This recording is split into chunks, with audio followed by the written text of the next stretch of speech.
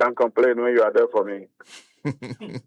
A few observations for you. Listening to the Attorney General, should we have cause for concern when it comes to the matter of Mr. Ken Ofori Atta appearing in this country?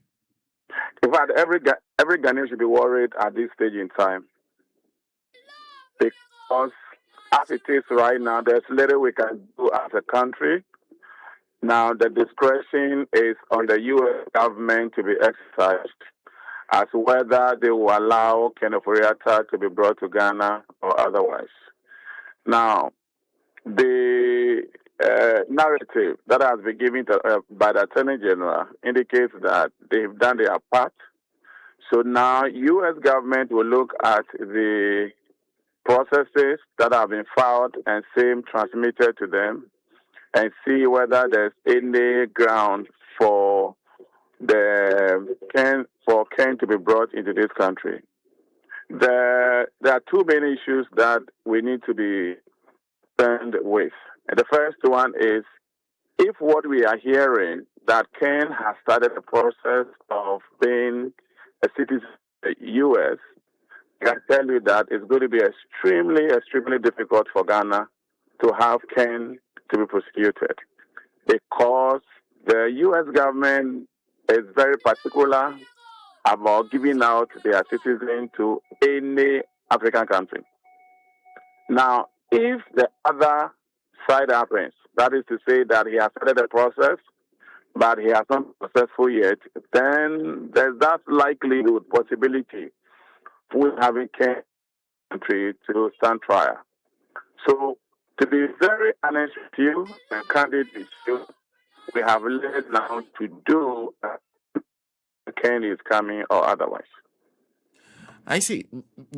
Should we be comforted by the fact that the Attorney General says the Attorney General at least has information on what the guy's the preparation of Mr. Ken Ofori Atta, and also he has his indication that he's prepared for the kind of fight it to take to bring him down? Should we be comforted by that?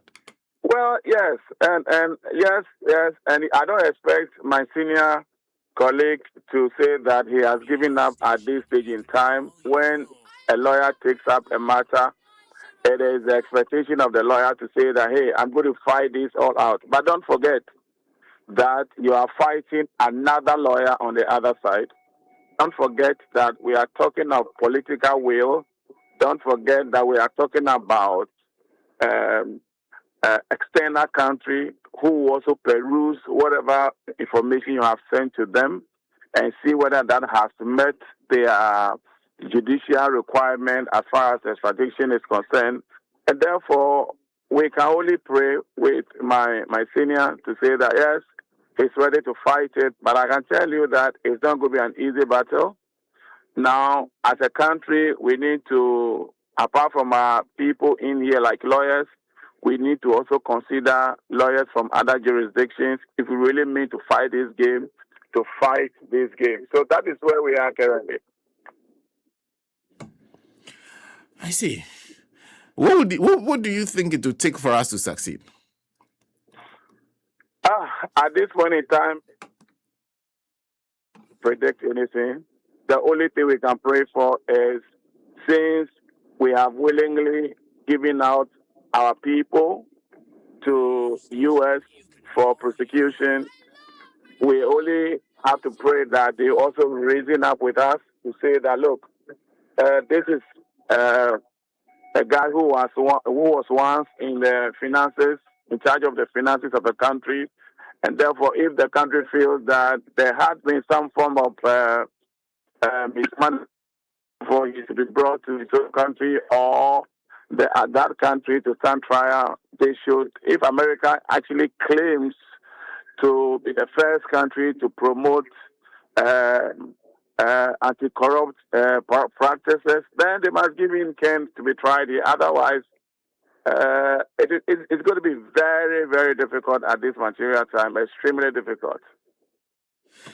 I see. Very interesting. Before I let you go, and in fact, when we're talking about reciprocation of the goodwill we've shown towards the U.S., that will usually come after the court case is dealt with.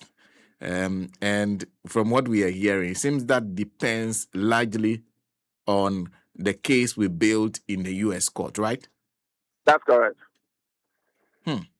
Are you convinced with what you've heard so far? Because we will depend on the special prosecutor. I have said time without a number that we cannot depend on the special prosecutor because as far as I'm concerned, that office have failed Ghanaians. We have spent so much money on them, and yet we are not getting value for it. The only thing that comforts me is by virtue of the AG coming to the picture, and the AG is working so hard to ensure that the rights of the honorable citizen is protected. Otherwise, to be very honest with you, some of us will have the opinion that we operate in a system as if there's no office whatsoever of special prosecutor. Don't forget that the last but one conversation I had with you on this network, I said, I think for once, Parliament must come and apologize to Ghanaians for the promulgation of that law and by extension, the creation of the Office of the Special Prosecutor. Because in my opinion, it is dead on arrival. And so long as we have the current structures, I don't foresee any productive work that is going to be carried out by the Office of the Special Prosecutor. In fact, the signs are clear, the records are there. Since we had it, I think somewhere in 2017 or what have you, we've never, rather we keep on sinking money. We tax the ordinary Ghanaian, and they are giving more than they need, and yet we are not getting anything for the operation and the existence of that office.